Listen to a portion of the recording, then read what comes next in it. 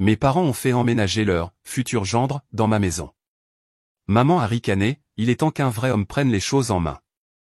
Ce qu'ils n'ont jamais pris la peine de vérifier, c'est au nom de qui était l'acte de propriété. Bonjour, je suis Lorraine. Avant de plonger dans le vif du sujet, à quelle heure écoutez-vous Ceci est d'où? Laissez un commentaire ci-dessous, je lis chacun d'entre eux. Je voulais juste sortir faire quelques courses, le genre de courses que l'on fait en leggings et sweat à capuche, les cheveux attachés, invisibles au monde. Mais quand j'ai tourné dans ma rue et vu le pick-up noir inconnu garé dans mon allée, à moitié de travers, comme s'il possédait l'endroit, mon estomac s'est noué. Le moteur avait refroidi, mais les pneus s'enfonçaient encore profondément dans le gravier, et je pouvais voir de faibles empreintes de pas sur le chemin. Et puis j'ai entendu la voix, je pense que tu adoreras la vue depuis la cuisine. Elle l'a laissé quasiment comme c'était, ça a juste besoin d'une touche masculine. C'était ma mère. Je me suis figé sur le trottoir une seconde, sac de course à la main, essayant de me convaincre que j'avais mal entendu. Mais en m'approchant, j'ai pu distinguer son rire, ce rire nasal et pincé qu'elle réservait au moment où elle se donnait particulièrement en spectacle. J'ai poussé la porte, elle n'était même pas verrouillée. À l'intérieur, je l'ai trouvée debout au milieu de mon salon, gesticulant comme un agent immobilier. Ma sœur Béatrice s'appuyait contre l'embrasure de la porte de la cuisine, tout sourire, tandis qu'un homme grand avec une mâchoire suffisante et des cheveux gominés hochait la tête comme s'il possédait déjà l'endroit. « Maman » ai-je demandé lentement. Elle s'est tournée. « Oh, Lorraine, timing parfait. » Béatrice a salué d'un geste vague. Grégoire, son fiancé, je me suis souvenu, m'a juste toisé de haut en bas comme s'il calculait déjà où irait son billard. « Que se passe-t-il » ai-je demandé, balayant l'espace du regard. Le tapis floral de ma grand-mère était toujours sous la table basse, celui que j'avais passé à l'aspirateur la veille, mais l'air semblait différent, comme conquis. On faisait juste visiter à Grégoire, a dit maman en lui tapotant le bras comme s'il était une sorte de labrador primé. Tu sais, pour qu'il se familiarise avec les lieux. J'ai cligné des yeux. Se familiariser avec quel lieu? C'est ma maison. Béatrice a gloussé. Oh, allez, mamie nous l'a laissé à tous. Ma prise s'est resserrée sur le sac de tomates dans ma main. Non, ce n'est pas vrai. L'acte est à mon nom, tu le sais ça. Maman a haussé un sourcil. Eh bien, formalité juridique mise à part, nous sommes une famille, et Grégoire va bientôt faire partie de cette famille. Ça ne veut pas dire? Ai-je commencé, mais elle m'a coupé la parole. Il a besoin d'un endroit où rester pendant qu'il passe des entretiens, a-t-elle dit. Son bail est terminé, et cette maison a beaucoup de place. J'ai senti la chaleur me monter au cou. Tu ne m'as même pas demandé. Maman a eu un petit haussement d'épaule. Je ne pensais pas en avoir besoin. C'est laquelle l'a dit. Ce n'est même pas ta maison, a-t-elle lâché, le sourire toujours plaqué sur son visage. C'était celle de ta grand-mère. Elle voulait qu'on la partage, nous tous. Je suis resté là, abasourdi. Non, ce n'est pas vrai, ai-je dit, la voix basse. Elle me l'a laissé à moi seul. J'ai le testament. Mais maman gardait les yeux sur Grégoire, ne prenant même pas la peine de contester les faits. Et puis, comme pour verser du sel sur une plaie ouverte, elle a ajouté, il est temps qu'un vrai homme prenne les choses en main ici. Peut-être que ça ressemblera enfin à un foyer. Grégoire a ricané. J'ai hâte d'accrocher ce jeu de fléchettes. C'était ça. C'était le moment. Pas le fait qu'elle ait menti, ni même le fait qu'elle ait fait visiter ma maison à un étranger comme si elle en était propriétaire. C'était la façon dont elle me regardait, comme si j'étais de trop, comme si je n'avais pas d'importance. J'ai hoché lentement la tête, tourné les talons et suis monté à l'étage. La maison semblait plus froide que d'habitude. Peut-être était-ce le silence, ou peut-être le fait que quelqu'un avait déplacé la photo encadrée de mamie de la console du couloir. Je l'ai retrouvée jetée, face contre terre, dans un tiroir du buffet de ma chambre. Je me suis assise sur le bord du lit et j'ai regardé la photo que j'avais mise sur la table de nuit, mamie dans son chapeau de jardin, tenant un panier de tulipes. Je n'ai même plus l'impression d'être chez moi, ai-je murmuré. Et cette nuit-là, j'ai dormi avec la porte de ma chambre verrouillée pour la première fois depuis le décès de mamie. Je me suis réveillé au son sourd des basses qui faisaient vibrer le plancher. Il m'a fallu une seconde pour me souvenir pourquoi j'avais verrouillé ma porte la veille. Puis tout m'est revenu, le sourire suffisant de Grégoire, le ton méprisant de maman, et le silence de Béatrice, comme une approbation tacite de tout. Je me suis redressé lentement, le cœur déjà serré dans ma poitrine. Le couloir sentait le bacon brûlé et l'eau de Cologne bon marché quand j'ai ouvert ma porte, pieds nus et toujours en robe de chambre. J'ai failli percuter un Grégoire à moitié nu, torse nu, fredonnant et tenant ma tasse à café préférée en céramique bleue, la tasse de mamie, celle avec l'anse ébréchée et de minuscules violettes autour du bord. « Oh, salut !» a-t-il dit nonchalamment, prenant une longue gorgée sans me regarder. « J'espère que ça ne te dérange pas, je n'ai pas trouvé les autres tasses. » Celle-ci me semblait juste bien. Je suis resté figé un instant, fixant la tasse fumante dans sa main. « Elle n'est pas à toi. » Il a souri, totalement imperturbable. « Si, maintenant, on dirait. »« Tu veux du café ? » J'en ai fait une cafetière. Sans attendre ma réponse, il est retourné dans la cuisine comme s'il possédait l'endroit. Je l'ai suivi lentement, passant par le salon, et je me suis arrêté net. Il avait réarrangé les meubles. Les coussins décoratifs étaient jetés dans un bac de rangement en plastique, le couvre-lit que mamie m'avait fait était plié en tas de travers sur le sol, et le ficus que j'avais soigné pendant 6 ans, disparu. Je l'ai retrouvé plus tard sur la véranda arrière, flétrissant en plein soleil. « J'ai juste déplacé quelques trucs », a dit Grégoire en se servant une autre tasse. L'espace ouvert et de l'énergie à circuler, le feng shui, tu sais. Je n'ai pas répondu. J'étais trop occupé à regarder le frigo. Il l'avait réorganisé, mes boîtes étiquetées étaient repoussées au fond, ses shakers de protéines bien en évidence, avec son lait d'amande et ses briques de blanc d'œuf. « Tu as touché à mon frigo ?» ai-je demandé, ma voix plus basse que je ne l'aurais voulu. Grégoire a regardé par-dessus son épaule et a haussé les épaules. Je rends juste l'endroit plus efficace. J'aime garder les choses bien rangées et faciles à trouver. Tu t'y habitueras. Avant que je puisse parler, son téléphone a sonné en haut-parleur. « Salut bébé », a-t-il répondu sans honte. « Ouais, je suis chez nous. Ça fait du bien d'être enfin installé. J'ai hâte que tu vois ça. » Chez nous ? J'ai agrippé le bord du comptoir pour me stabiliser. Cet après-midi-là, j'ai entendu une portière de voiture claquer, puis une autre. Béatrice est apparue à la porte d'entrée avec 2 énormes valises et un sac fourre-tout, vivait, riait, aimait, en bandoulière. Derrière elle, Geneviève est entrée comme si elle venait de conclure une affaire immobilière. « Ne sois pas si choquée, ma chérie », a gazouillé Geneviève. « C'est juste jusqu'au mariage. » J'ai cligné des yeux. « Tu ne m'as pas demandé. » Béatrice m'a fait un sourire poli et distant. « Salut Lorraine, jolie robe. » Ce n'était pas une robe, c'était ma robe de chambre. Ils se sont installés comme si c'était la chose la plus naturelle du monde, comme si c'était moi l'intruse. Béatrice a posé ses sacs dans le couloir sans demander où aller. Geneviève a ouvert le garde-manger et a commencé à organiser des encas pour le couple. Et Grégoire, toujours torse nu, s'est affalé sur le canapé et a allumé Eurosport. En début de soirée, j'étais blotti avec un livre dans la chambre d'amis ma chambre, apparemment quand je l'ai entendu, « Bébé, on aura besoin de la chambre principale. La lumière y est bien meilleure pour ta coiffeuse. » Je n'ai même pas réalisé que j'avais laissé tomber mon livre. J'ai marché lentement dans le couloir. Grégoire et Béatrice se tenaient devant la porte de ma chambre, la chambre de mamie. « Pardon, qu'est-ce que tu viens de dire ?» ai-je demandé, essayant de garder ma voix égale. Grégoire s'est tourné. « Oh ouais, cette chambre est juste mieux adaptée. Le soleil tape différemment, parfait pour les préparatifs de mariage de Béatrice. » Je les ai fixés. Le lit dans cette chambre avait encore le couvre-lit de mamie, ses journaux intimes étaient dans le tiroir de la table de nuit. Cette chambre était la sienne, puis la mienne. Elle n'était pas disponible. « Non », ai-je dit doucement.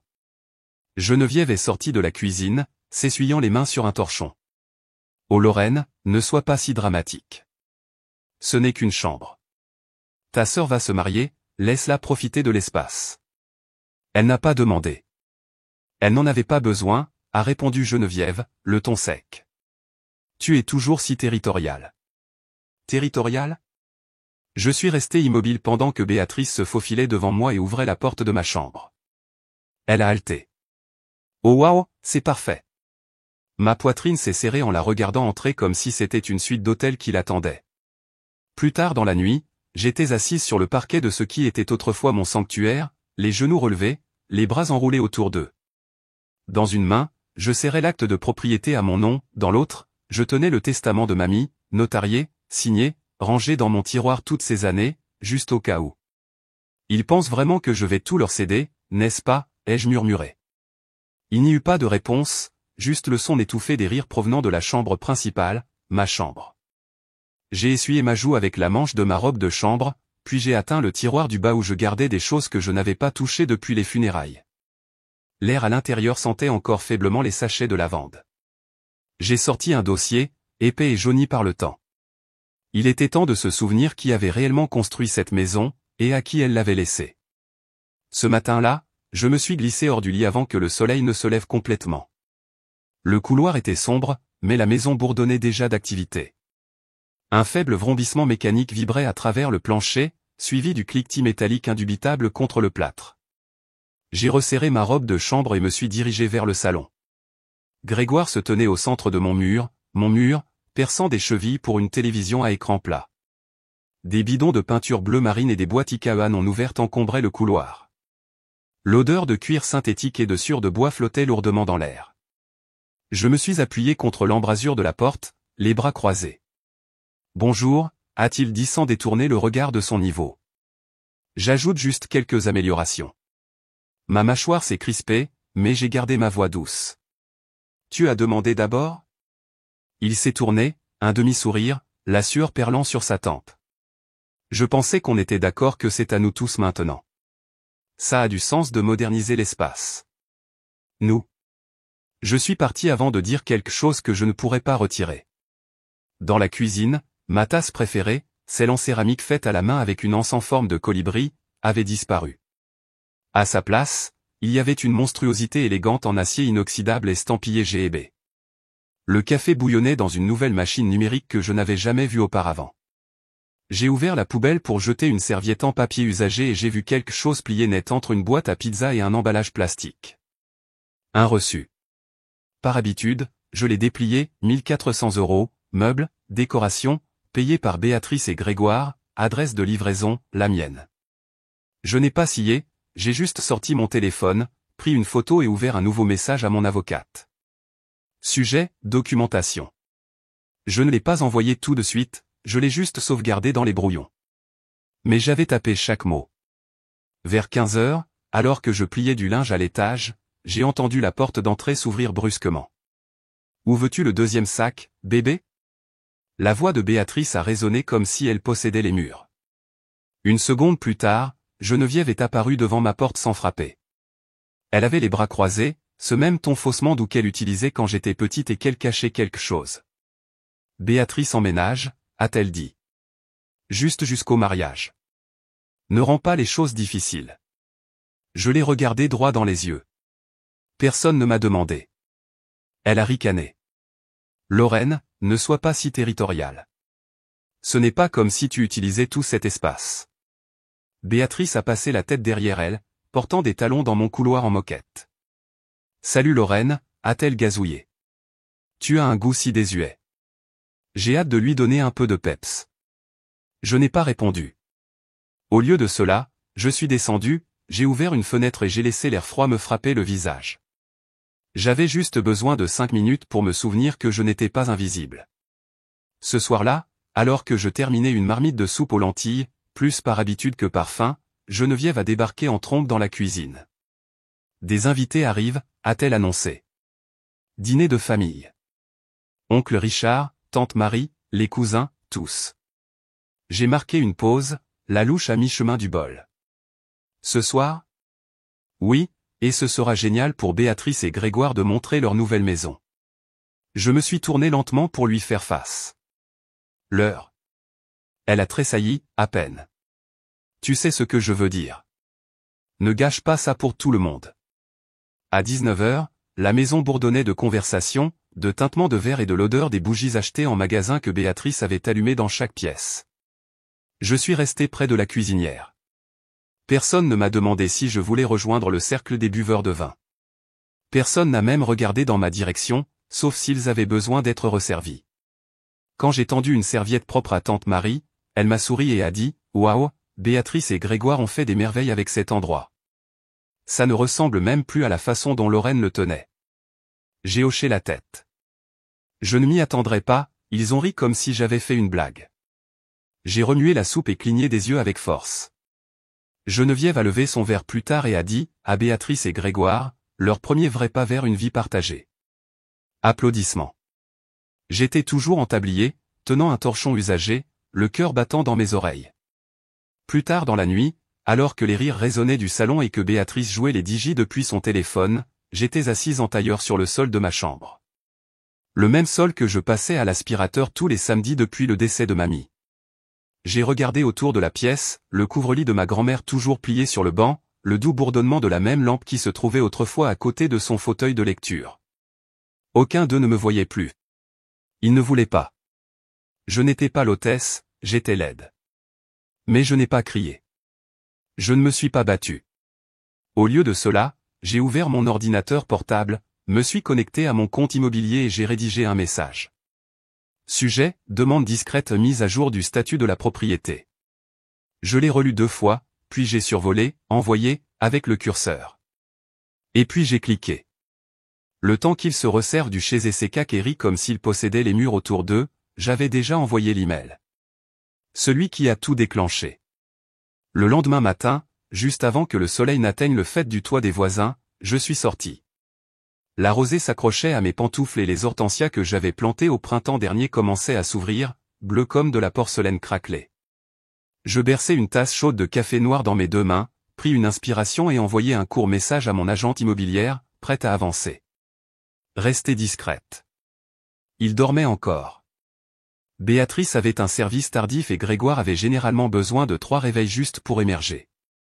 La porte de Geneviève était fermée, bien qu'elle prétendît toujours être levée avec les oiseaux. Bien. Laissez-les dormir. Je me suis changé en quelque chose de décent, j'ai attrapé le dossier que j'avais gardé caché derrière les boîtes de céréales, documents du trust, copie d'acte, correspondance et j'ai conduit 20 minutes jusqu'au bureau de mon avocate à Clermont. Marianne était l'avocate spécialisée en succession de notre famille depuis plus de 30 ans. Elle avait rédigé le trust original de ma grand-mère, et quand je suis entré dans sa salle d'attente, elle a levé les yeux et a dit, « Lorraine, je me demandais quand vous viendriez. » Nous nous sommes assises dans son bureau, les stores baissés, la lumière filtrant par les bords comme une vérité attendant de fuir. J'ai posé le dossier sur son bureau.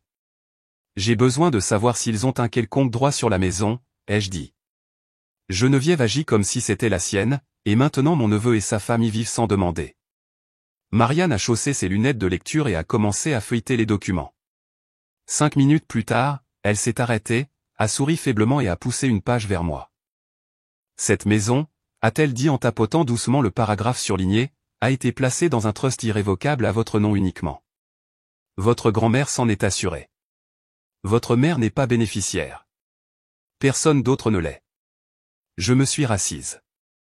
Elle a ajouté, vous pourriez les expulser aujourd'hui si vous le vouliez. Mais je suppose que vous voulez une solution plus discrète. J'ai hoché la tête. Oui. Mais je veux une trace écrite en place. Nous avons examiné les options. Je lui ai demandé de commencer à rédiger une lettre officielle de confirmation de propriété, juste au cas où les choses dégénéreraient. Marianne, que Dieu la bénisse, a compris sans que j'aie à en dire plus.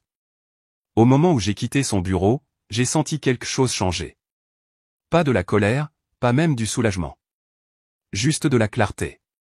Sur le chemin du retour, je me suis arrêté dans un café du coin, j'ai commandé un sandwich à la dinde et j'ai passé en revue des notes sur mon téléphone. J'avais 2 annonces en ligne sauvegardées dans mes brouillons et un formulaire de visite privée prêt à être déployé. Une fois chez moi, je suis entré dans mon bureau aménagé, la pièce qu'ils supposaient tous que j'utilisais à peine. J'ai verrouillé la porte derrière moi, ouvert le tableau de bord immobilier, entré la superficie, téléchargé les photos que j'avais prises des semaines auparavant, avant qu'il ne commence à tout encombrer de plantes en plastique et de décalcomanie murale. J'ai programmé des visites pour les mardis et jeudis entre 10h et 13h. Grégoire et Béatrice étaient généralement absents pendant ces heures.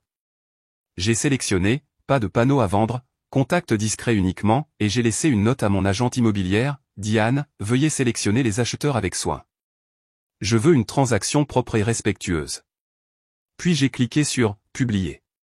Ce soir-là, Béatrice a été la première à craquer. Elle a frappé, n'a pas attendu que je réponde, puis est entrée dans la cuisine pendant que je vidais le lave-vaisselle. Quelque chose ne va pas, a-t-elle dit en croisant les bras. Tu as été froide ces derniers temps. Je ne l'ai pas regardé. J'ai travaillé. Tu te souviens de ce que c'est, non? Elle a ricané. Tu n'as pas besoin d'être si lunatique tout le temps. Nous sommes une famille. J'ai fermé le lave-vaisselle. Alors, agissez comme tel. Elle a tressailli à cela mais n'est pas partie. Grégoire est entré derrière elle, une demi-banane à la main. Qu'est-ce qui se passe, a-t-il demandé, jetant un coup d'œil entre nous. Béatrice est intervenue. Lorraine se montre passive-agressive. Je me suis tourné vers eux deux et j'ai dit simplement, vous êtes des invités, essayez d'agir comme tel. Grégoire a gloussé, mais c'était creux. Eh bien, nous serons bientôt propriétaires. Je n'ai pas répondu, je suis juste passé devant lui pour remplir mon verre d'eau. Laissez-les penser ce qu'ils voulaient. La vérité était déjà en marche. Plus tard dans la nuit, après qu'il soit monté, j'ai ouvert une nouvelle feuille de calcul sur mon ordinateur portable. Je l'ai intitulée « Déduction d'occupation ». Colonne A, article. Colonne B, date d'achat. Colonne C, montant. Colonne D, qui a autorisé. La première ligne indiquait « Meubles de salon, 1500 €, 12 mai, non autorisé ». Puis les charges, les factures d'épicerie que j'avais couvertes sans commentaire, et les lumières de jardin que Geneviève avait commandées sur un site en ligne et installées sans demander. J'ai estimé le pourcentage qu'ils utilisaient, 50% pour l'électricité, 70% pour l'eau, et j'ai pris des notes au bas de la feuille.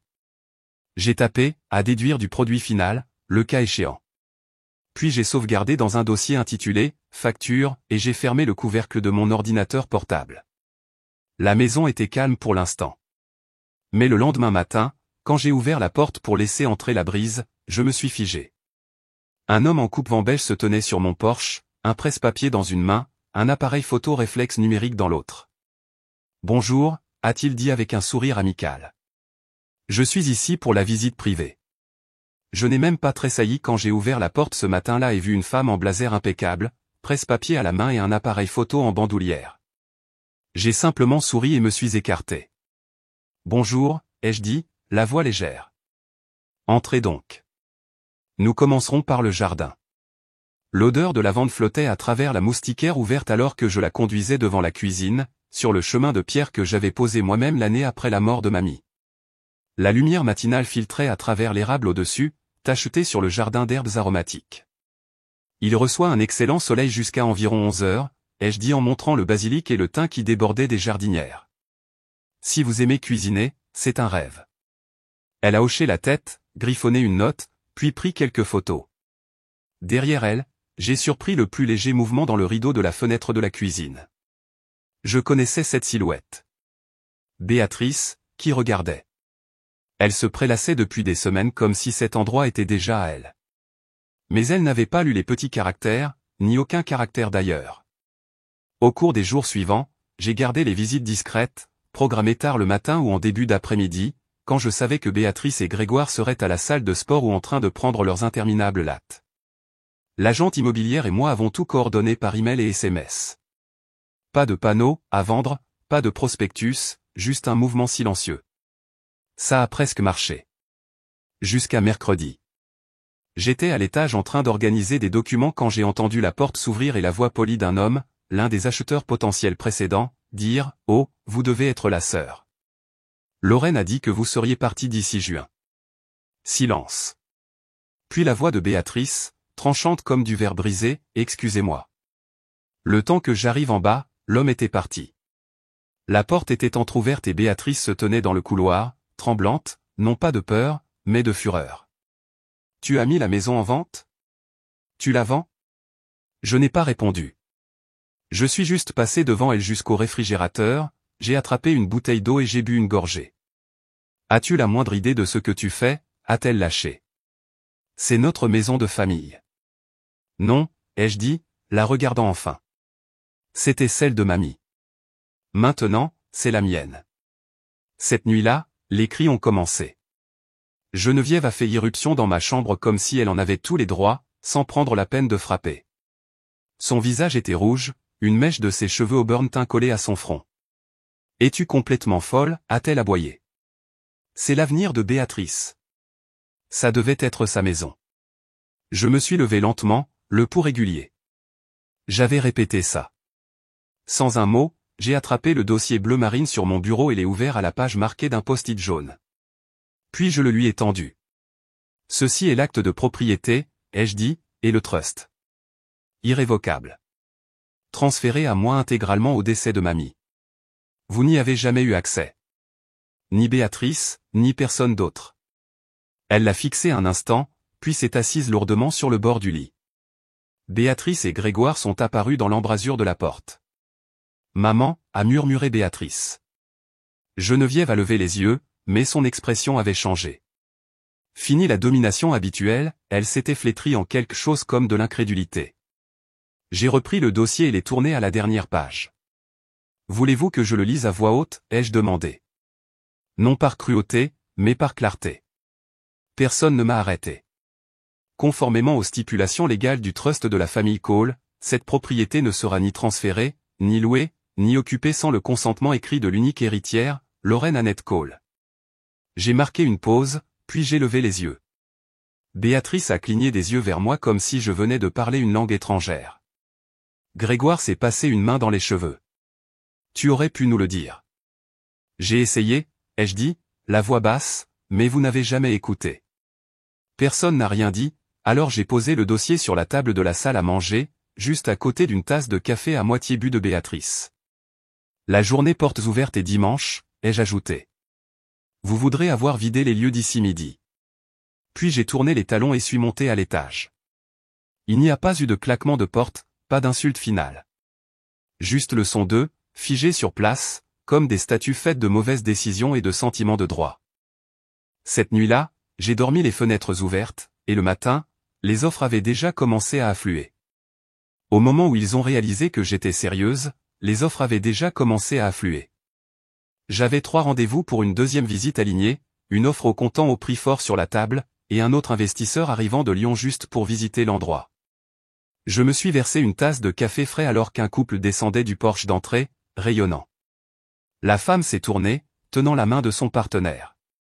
Nous adorons les poutres apparentes et toute cette lumière naturelle, a-t-elle dit avec un sourire plein d'espoir. J'ai souri en retour, mes yeux les suivant alors qu'ils sortaient de l'allée.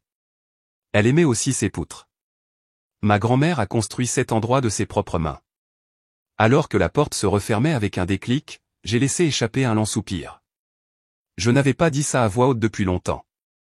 Plus tard cet après-midi-là, j'essuyais les comptoirs de la cuisine quand j'ai entendu mon nom, doucement, depuis le couloir. Lorraine. C'était maman. Elle est apparue dans l'embrasure de la porte, tenant une photo encadrée de mamie, celle de la garden party où nous portions toutes des chapeaux et buvions du thé sucré dans de vieux bocaux en verre ébréché. Elle la tenait comme une sainte relique. Elle aurait voulu que nous restions unis, a dit Geneviève, la voix tremblante, soigneusement répétée. Elle aurait le cœur brisé si elle voyait ça arriver. Je n'ai pas répondu au début. J'ai juste regardé la photo. Les gants en dentelle, le fier sourire ridé par le soleil de mamie, le carillon avant dans le coin de la photo. Puis j'ai pris doucement le cadre de ses mains, le posant sur la table d'appoint.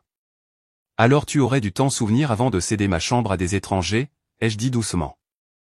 L'expression de maman n'a pas changé, mais ses yeux ont vacillé, comme si elle ne s'attendait pas à une réponse, comme si elle pensait que la culpabilité pourrait encore fonctionner sur moi. Elle n'a rien dit d'autre, s'est juste tournée et est partie, le léger bruit de ses pantoufles disparaissant dans le couloir. À la fin de la semaine, il y avait eu 12 visites. Un couple avait même amené son entrepreneur. Béatrice, pendant ce temps, avait commencé à marmonner assez fort pour que les murs l'entendent. C'est flippant, tous ces étrangers qui se promènent comme s'ils vivaient déjà ici, crachatait-elle en pliant du linge dont je savais qu'il était principalement le mien. Qui voudrait d'une maison avec autant de fantômes? Je n'ai pas mordu à l'hameçon. Au lieu de cela, je suis sorti pour arroser les hortensias en pot près du porche. Depuis le jardin arrière, j'ai vu Grégoire faire les 100 pas, le téléphone collé à l'oreille, l'agitation dans sa démarche. Je t'ai dit qu'on avait besoin de plus de temps, lança-t-il dans le récepteur. On a des contretemps, d'accord? Des imprévus. Il m'a vu le regarder et s'est détourné. Cette nuit-là, en chargeant la vaisselle dans le lave-vaisselle, j'ai remarqué qu'il manquait quelque chose de petit, une couverture en laine bleu marine qui était pliée sur le coin du canapé depuis des années, un cadeau de tante Esther, l'une des dernières choses qu'elle m'ait jamais données. Je me suis tourné vers Grégoire, qui venait d'entrer du garage. « As-tu déplacé la couverture bleue du salon ?» Il a haussé les épaules. « Vendu. On avait besoin de faire de la place. »« Vendu » ai-je répété. « Ouais, sur ce site d'échange local. C'est juste une couverture. » J'ai hoché la tête. « D'accord. » Il était déjà à mi-chemin dans le couloir, sifflotant, mais quelque chose s'est tordu dans mon ventre. Je me suis séché les mains et me suis dirigé silencieusement vers ma chambre. J'ai ouvert le tiroir où je gardais mes relevés de cartes de crédit. Je payais l'hypothèque et les charges depuis des années, pourquoi s'arrêter là? Effectivement, la copie numérique la plus récente était déjà chargée sur mon ordinateur portable. J'ai parcouru les charges, épicerie, quincaillerie, puis une entrée s'est démarquée, rénovation rustique et compagnie. 2500 €. Mon estomac s'est noué. Adresse de facturation, ma maison. J'ai remonté au mois précédent. Rien. C'était nouveau. Ce même soir, après un appel rapide à la compagnie de cartes de crédit, j'ai imprimé la transaction, les glissé dans un dossier et les posé sur mon bureau, à côté du trust, à côté du rapport d'inspection, à côté de la pile croissante de preuves que je n'avais rien imaginé de tout cela. Je n'ai pas pleuré. Je n'ai même pas tressailli. Au lieu de cela, je me suis fait une tasse de thé à la menthe et me suis assise sur le porche sous le ciel orange déclinant. Ils voulaient une maison pour commencer leur avenir, me suis-je murmuré. Ils devront la trouver ailleurs. Cette pensée ne venait pas d'un désir de vengeance. Elle venait de la clarté. Une ligne avait été franchie, et pour une fois, ce n'était pas moi qu'on demandait de s'excuser de l'avoir vue. 3 jours plus tard, nous avons organisé la dernière visite. Geneviève a passé la tête dans la cuisine et a demandé « Devrais-je faire des biscuits ?» Ça parfumait toujours agréablement la maison. Je me suis tourné et les regardé, froidement mais sans cruauté. « Pas la peine, ai-je dit. Il n'y en aura pas d'autres. » Je n'ai pas répondu à la question de Geneviève sur les cookies. Je suis juste passé devant elle, me suis dirigé vers l'évier de la cuisine et j'ai fait couler l'eau. Dehors, par la fenêtre, une Cadillac s'est garée, puis une BMW, une Lexus juste derrière. Le soleil du dimanche après-midi filtrait à travers les érables, projetant de longues ombres dorées sur l'allée. J'ai arrangé un petit bouquet lavande et tulipes jaune pâle dans un large vase en céramique. En le posant sur la console de l'entrée, j'ai surpris mon propre reflet dans la vitre de la porte d'entrée. Mes yeux semblaient fatigués, mais clairs. Clôturons ce chapitre, ai-je murmuré. À 14 heures, la journée portes ouvertes battait son plein. L'air bourdonnait de chuchotements discrets et de pas prudents sur les parquets. L'odeur de cire à meubles, de fleurs fraîchement coupées et de quelque chose de vaguement citronné emplissait la maison. Puis mon agente immobilière, Diane, m'a prise à part près de l'escalier. Sa voix était basse mais urgente. Lorraine, quelqu'un a appelé la banque ce matin. A essayé de réclamer une résidence conjointe, a dit que la maison était incorrectement mise en vente. J'ai cligné des yeux. Laisse-moi deviner. Béatrice? Diane a hoché la tête sombrement. J'ai déjà vérifié l'acte et la chaîne de propriété. Tout est en ordre. Mais ça a effrayé l'un des acheteurs. Tu devrais savoir. Je n'ai pas tressailli. J'ai juste sorti mon téléphone, suis allé sur le porche où le bruit s'estompait et j'ai appuyé sur le nom que j'avais sauvegardé sous « Armure juridique ». Jean, c'est l'heure. 1 heure plus tard, il a franchi la porte d'entrée, vêtu d'un costume bleu marine et arborant une expression taillée dans la pierre. Jean Moreau, mon avocat depuis près d'une décennie, tenait un épais dossier dans une main et un rouleau de documents dans l'autre. Grégoire l'a repéré le premier.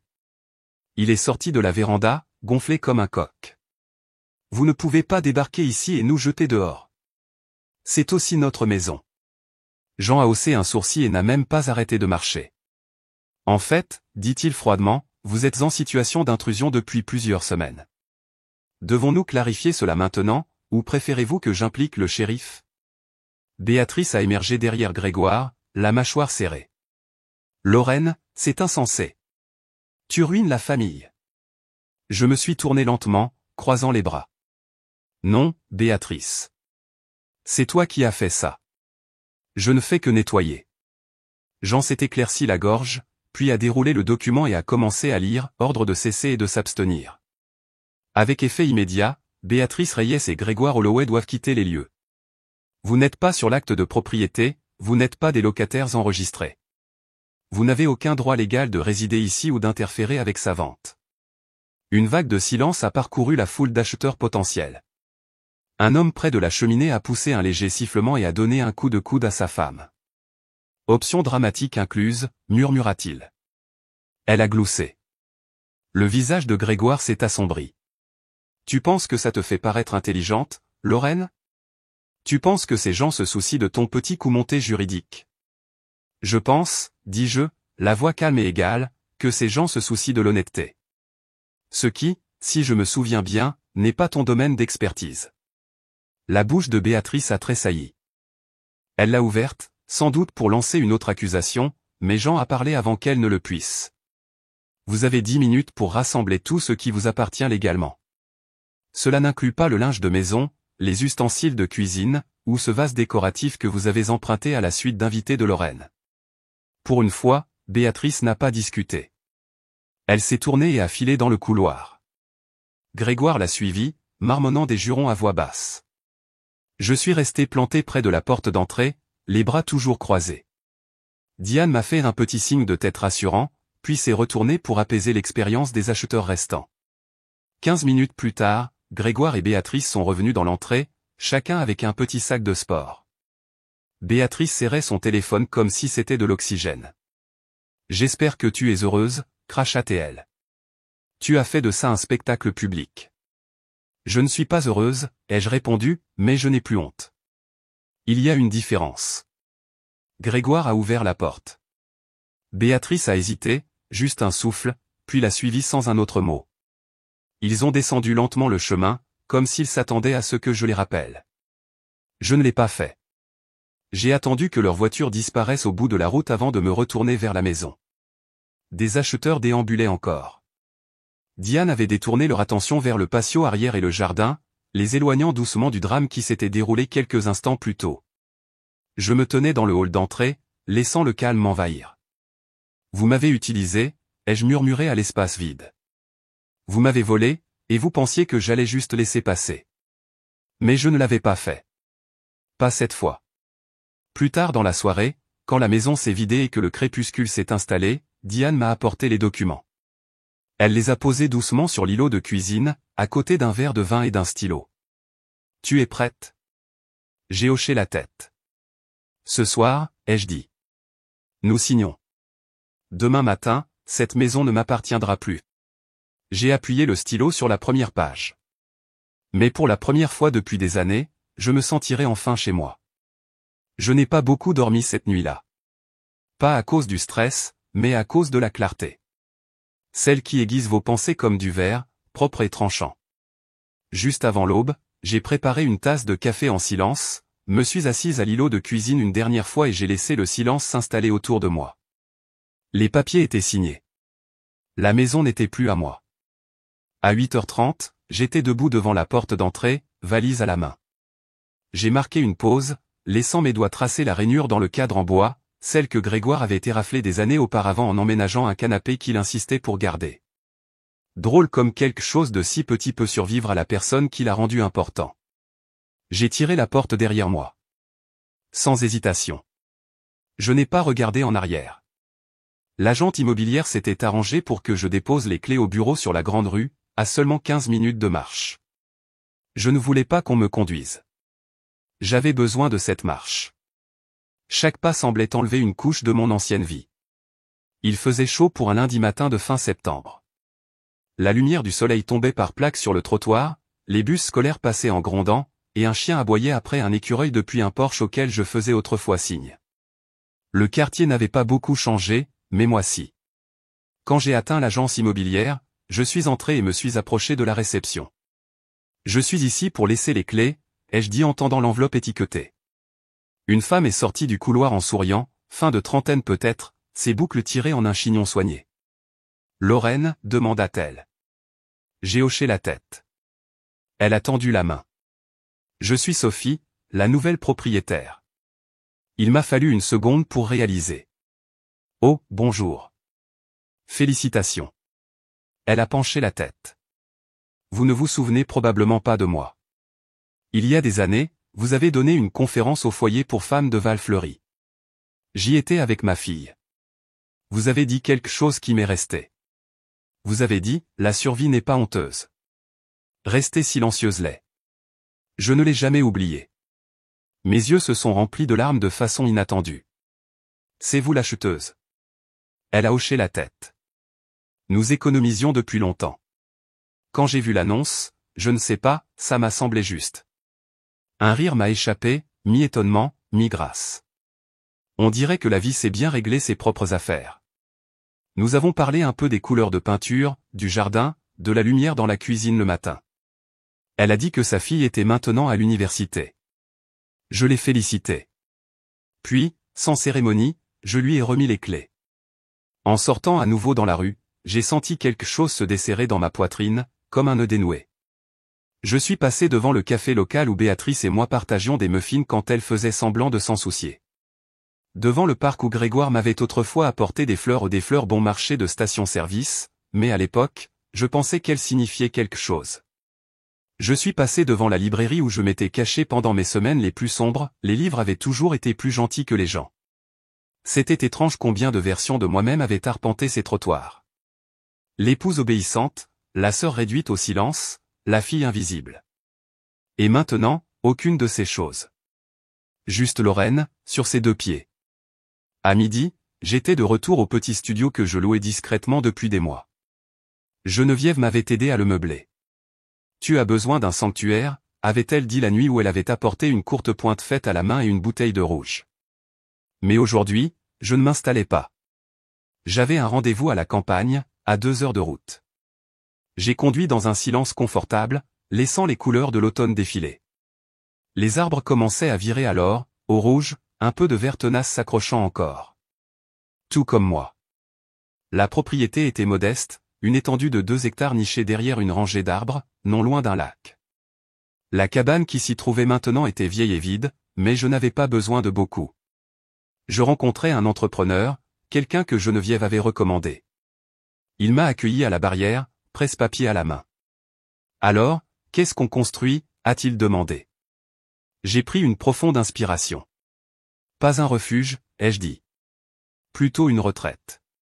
Pour les femmes sortant de zones de guerre qui ressemblaient à des familles. Il a hoché la tête, laissant le silence combler les vides. Chambre privée, lumière naturelle, énergie solaire idéalement. Une cuisine commune, un jardin à l'arrière. Une bibliothèque si on peut se le permettre. Un endroit où personne ne vous crie de vous faire petite. L'entrepreneur a souri. Vous y avez réfléchi. Je l'ai vécu. Nous avons parcouru le terrain. Il a pris des notes, a pointé des choses que je ne pouvais pas encore visualiser, mais j'avais confiance que les fondations se mettraient en place. Tard dans l'après-midi, nous nous sommes assis sur un banc pliant et avons examiné un plan approximatif. Ce n'était pas définitif, mais c'était réel. En signant le premier jet, j'ai laissé échapper un souffle que je n'avais pas réalisé que je retenais. Cette fois, ai-je dit, presque pour moi-même, je construis quelque chose que personne ne pourra me prendre. Il a hoché la tête. On dirait le début de quelque chose de bien.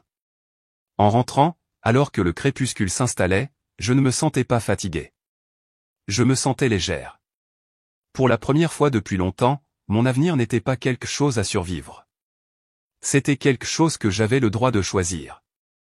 J'ai réchauffé des restes, me suis versé un verre d'eau et j'ai feuilleté à nouveau le plan sur ma table de cuisine. L'appartement était calme, mais pas solitaire.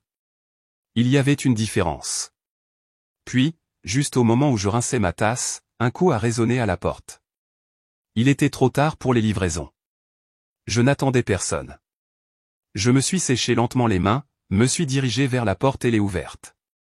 Et là, il y avait ma mère. Ce n'était pas un coup fort, en fait, il était si doux que je l'ai à peine entendu par-dessus le bruit du gravier crissant sous les bottes d'un entrepreneur qui marchait à l'autre bout de la propriété. Mais quelque chose m'a fait marquer une pause. J'ai ouvert la porte lentement, n'attendant personne. Et elle était là. Ma mère, Geneviève. Ses cheveux gris étaient tirés en arrière, bien que négligemment, et les rides autour de sa bouche semblaient plus profondes. Elle tenait un simple sac en papier brun. J'ai pensé que tu voudrais peut-être des scones à la pêche, a-t-elle dit. Pendant un instant, je suis resté là, une main toujours sur le dormant de la porte. L'odeur de bois fraîchement coupé flottait depuis le chantier derrière moi. Je ne l'avais pas vue en personne depuis le jour où j'étais parti. Le poids de cette absence pesait lourdement entre nous. Elle s'est agitée d'un pied sur l'autre, ses yeux furetant derrière moi comme pour essayer d'apercevoir une version de la vie que j'avais construite sans elle. Je me suis écarté. Tu peux entrer, ai-je dit simplement. La petite suite d'invités où je logeais pendant la construction du centre de retraite était encore sommaire, juste un lit, un fauteuil en cuir usé et une table pliante près de la fenêtre. Geneviève est entrée et a regardé autour d'elle comme si elle entrait dans un souvenir auquel elle n'appartenait pas. Tu as toujours aimé les endroits calmes, a-t-elle dit doucement. Je n'ai offert aucune réponse, lui faisant juste signe de s'asseoir. Nous n'avons pas parlé au début. Le seul son était le faible bourdonnement d'une scie circulaire au loin. Elle s'est assise en face de moi à la petite table, posant le sac avec les deux mains comme s'il pouvait se casser. Puis elle a levé les yeux. Je ne savais pas ce que Béatrice faisait, a-t-elle commencé, la voix brisée. Je voulais juste que la famille reste unie. Je ne pensais pas. Tu ne pensais pas que ça importait, les jeux interrompus, doucement mais fermement. Tu voulais maintenir la paix, peu importe ce que ça me coûtait. Geneviève a cligné des yeux et sa lèvre inférieure a tremblé. Je pensais que si nous gardions les choses simples, sans faire de vagues, tout finirait par se tasser. Tu veux dire, si je restais silencieuse. Si je laissais tomber. Comme toujours. Elle a détourné le regard vers la fenêtre. Je n'ai pas vu à quel point ça te faisait mal, a-t-elle murmuré. Tu ne voulais pas voir, ai-je dit. Parce que si tu l'avais fait, tu aurais dû choisir. Et tu as choisi le confort. Il n'y avait pas de venin dans ma voix, juste de la clarté. Elle a commencé à pleurer doucement, pas les sanglots théâtraux que j'avais vus auparavant quand elle voulait de la sympathie, mais le genre de pleurs qui surviennent quand quelque chose se fissure enfin à l'intérieur. Je n'ai pas tendu la main vers elle. Je ne pouvais pas. Cette partie de moi n'était plus disponible. Pendant un moment, nous sommes restés assises là, le silence comblant l'espace où les mots n'avaient jamais pu. Finalement, je me suis levé et me suis dirigé vers la porte ouverte. Je ne suis plus en colère, ai-je dit en me retournant pour lui faire face. Mais je ne reviens pas en arrière non plus. Elle m'a regardé, les yeux rougis. J'ai fait un geste vers le champ où un groupe de femmes aidait à marquer un emplacement pour le jardin. Une légère brise a soulevé le bord des plants que l'une d'elles tenait. C'est ma maison maintenant, ai-je continué. Pas celle que tu as essayé de retourner contre moi. Ça, c'est à moi. Les épaules de Geneviève se sont affaissées, mais elle a fait un petit signe de tête. Alors, c'est un adieu. Non, ai-je dit. C'est une clôture. Elle s'est levée, a essuyé ses joues avec un mouchoir froissé et a hoché la tête à nouveau. Elles sont belles, tu sais. Les femmes là-bas. Tu construis quelque chose de réel. J'espère. Elle s'est attardée un instant de plus sur le seuil, puis est sortie. La moustiquaire s'est refermée doucement derrière elle. Plus tard dans la soirée, après que le soleil se soit couché derrière les arbres et que la lumière dorée ait étiré de longues ombres sur le sol, je suis sorti avec une tasse de thé à la main. L'odeur de sueur fraîche se mêlait au pain. Ça sentait la promesse. De l'autre côté de la cour, Manon, la femme qui supervisait la conception, m'a fait un signe avec des plans roulés à la main. J'ai levé ma tasse en réponse. Je suis resté là un instant de plus, laissant le calme s'infiltrer dans mes os. Pas le genre de silence creux dans lequel je vivais avant, mais celui qui semble mériter, entier. Cette fois, je ne reconstruisais pas à partir de ce qui avait été brisé. Cette fois, je construisais à partir de la vérité. Parfois, la famille n'est pas celle dans laquelle vous êtes né. C'est celle qui respecte votre paix quand vous la construisez enfin. Avez-vous déjà dû vous éloigner de votre famille pour vous protéger? Dites-le moi dans les commentaires. Je lis tout le monde.